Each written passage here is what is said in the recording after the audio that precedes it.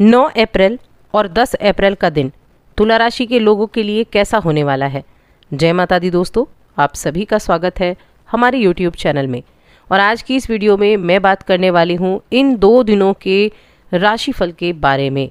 ये 2 दिन आपके लिए कैसे रहेंगे, इन दिनों में ग्रहों की स्थिति क्या होने वाली है, नक्षत्र क्या होंगे, योग क्या बनेंगे, किस तरह के परिवर्तन आपको अपनी दिनचर्या में देखने को मिलेंगे।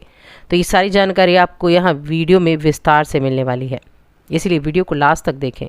और चैनल पर पहली बार आए हैं तो सब्सक्राइब करके जुड़ जाएं चैनल के साथ। तो देखिए, चैत्र नवरात्र की शुरुआत हो रही है इस 9 अप्रैल के दिन से। और ये जो चैत्र नवरात्र होते हैं, इसी दिन से हिंदू धर्म के पंचांग के अनुसार जो नए वर्ष की शुरुआत है वो भी इसी दिन से शुरू होती है। अब ये जो चैत्र नवरात्र है ये मंगलवार के दिन से शुरू होगा, यानी कि जो 9 अप्रैल का दिन है ये मंगलवार का दिन है। शुक्ल पक्ष की प्रतिपदा तिथि और अश्विनी नक्षत्र। वैसे सुबह 7:30 तक तो रेवती नक्षत्र रहेगा, उसके बाद अश्विनी नक्षत्र लग जाएगा। योगों की अगर मैं बात करूं तो बड़े ही सुंदर योग बने हुए हैं। पहली चीज़ तो चंद्रमा मेष राशि में आ जाएंगे आज सुबह 7:30 बजे ही। अब मेष राशि में तो गुरु बृहस्पति मौजूद हैं। अब गुरु के साथ मिलके गजकेसरी राजयोग का निर्माण कर देंगे। दूसरा यहाँ सर्वार्थ सिद्धि योग बना हुआ है और तीसरा यहाँ अमृत सिद्धि योग बना हुआ है। शुक्र भी 12वें भाव में, यानी कि आपके दूसरे भाव में बैठे हुए हैं। काल पुरुष की कुंडली में 12वें भाव में है, तो यहाँ शुक्र के भी यहाँ आने से लक्ष्मी योग बना हुआ है। तो योगों की भरमार है और इन योगों में चैत्र नवरात्रि की शुरुआत बड़ी ही खास है। अब 10 अप्रैल ये दूसरा नवरात्र और बुधवार का दिन, यानी कि द्वितीय तिथि है शुक्ल पक्ष की और भरणी नक्षत्र रहेगा। चंद्रमा और गुरु दोनों एक साथ हैं ही, सूर्य है ही राहु के साथ और शुक्र के साथ विराजमान है। साथ में सूर्य भी बैठे हुए हैं मीन राशि में रेवती नक्षत्र में। अब इस दिन भी सर्वार्थ सिद्धि योग बना हुआ है और साथ में बना हुआ है रवि योग। ये है हमारी इस दिन की ग्रहों की स्थिति। अब ये जो ग्रह हैं ये कैसा आपको रिजल्ट देंगे, ये दिन कैसा है और जो चैत्र नवरात्रि हैं ये आपके लिए कैसी होने वाली है, क्या आप कर सकते हैं, तो चलिए जानते हैं विस्तार से। तो पहले मैं देखिए 9 अप्रैल की बात करूं, जो कि चैत्र नवरात्र का पहला दिन है, घट स्थापना का दिन है, जो कि एक बहुत ही शुभ संयोग, शुभ महायोगों में इस दिन की शुरुआत हो रही है। क्योंकि बुधादित्य राजयोग तो है ही, लक्ष्मी नारायण योग भी है, साथ में गज केसरी राजयोग बन गया, सर्वार सिद्धि योग बन गया, अमृत सिद्धि योग बन गया। तो बहुत ही महत्वपूर्ण ये दिन होने वाला है।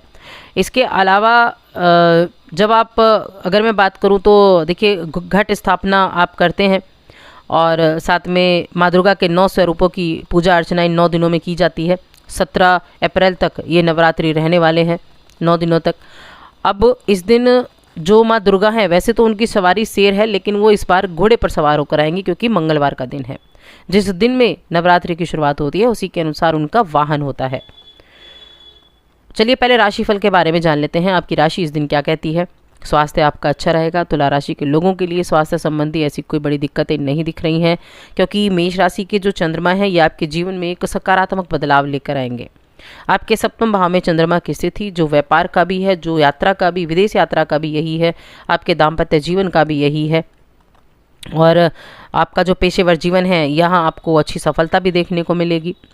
पिछले दिनों की तुलना में आप अच्छा कर पाएंगे। थोड़े भावुक ज़रूर रह सकते हैं, अपनी भावनाओं पर थोड़ा सा नियंत्रण आपको रखना चाहिए कि आप भावुकता में आकर अपनी वाणी से कुछ ऐसे शब्दों का प्रयोग कर सकते हैं जिससे सामने वाले को बुरा लग जाए, तो थोड़ा ध्यान रखें। या फिर आप भी आहत हो सकते हैं।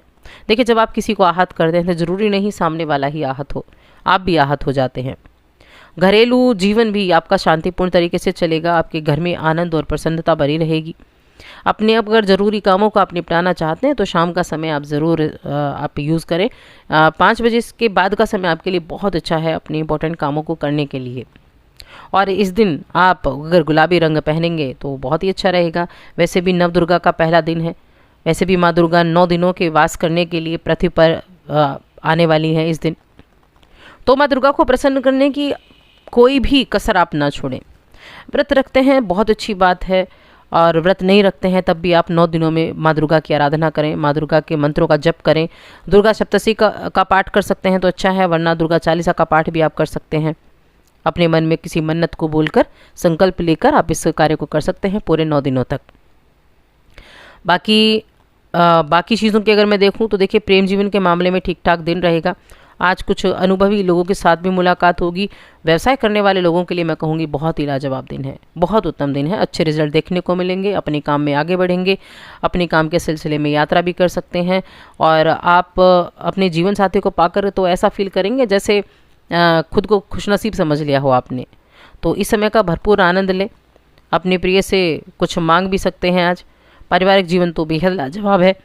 तो खुद के लिए, आज के अपने लिए, आपका जो दैनिक कार्य हो गया या आपका निजी और कार्य क्षेत्र से जुड़ा जीवन हो गया, बहुत ही अच्छा होने वाला है। 10 अप्रैल की बात कर लेते हैं। 10 अप्रैल दूसरा नवरात्र है और ये दूसरा नवरात्र जो होता है किसका होता है? माँ ब्रह्मचारिणी का। 10 अप्रैल के दिन द्वितीय नवरात्र। अब इस दिन भी जो योग हैं वो बड़े अच्छे बने हैं। इस दिन भी ये योग बने हुए हैं।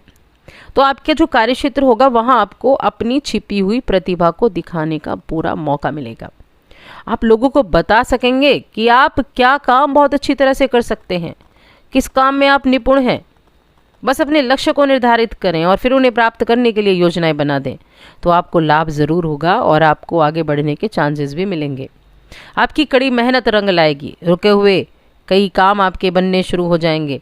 आपको अपने करियर और अपने आर्थिक लक्ष्य को हासिल करने में इससे बढ़िया समय नहीं मिलेगा, या कहें तो इस समय का बढ़िया से आप उपयोग कर सकते हैं, अपने कार्यों को पूरा कर सकते हैं।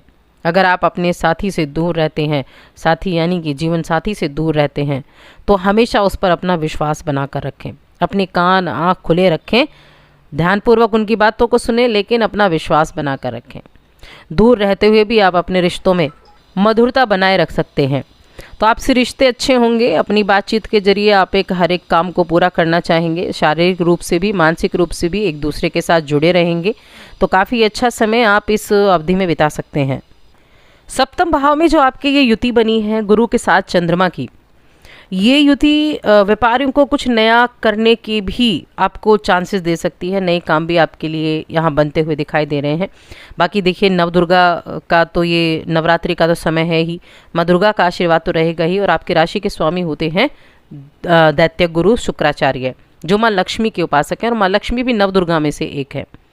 तो इसलिए आप पूरी नवरात्रि आपको क्या करना है? दुर्गा चालीसा का पाठ जरूर करना है। अगर दुर्गा चालीसा का पाठ आप करते हैं, वैसे तो विधि विधान से पूजा पाठ कीजिए और मंत्रों का जप भी कीजिए। मंत्रों का देखिए सबसे ज़्यादा प्रभाव होता है, क्योंकि जब आप किसी मंत्र का जप करते हैं, मान लीजिए आप दुर्गा मंत्र का ही जप करते हैं, तो उस जप करने से वो देवी प्रसन्न होती हैं, ग्रह भी प्रसन्न होता है। तो जप करने का सबसे अधिक प्रभाव होता है। इसलिए मैं कह रही हूँ कि इन 9 दिनों में मंत्र का जप तो ज़रूर कीजिए। प्रतिदिन मंत्रों का जप कीजिए, दुर्गा चालीसा का पाठ कीजिए। अपनी इच्छाओं को बोलकर संकल्प लेकर करेंगे, इच्छाएं भी आपकी पूरी होंगी। और साथ ही चैनल को सब्सक्राइब कर लें, वीडियो को लाइक और शेयर करना ना भूलें।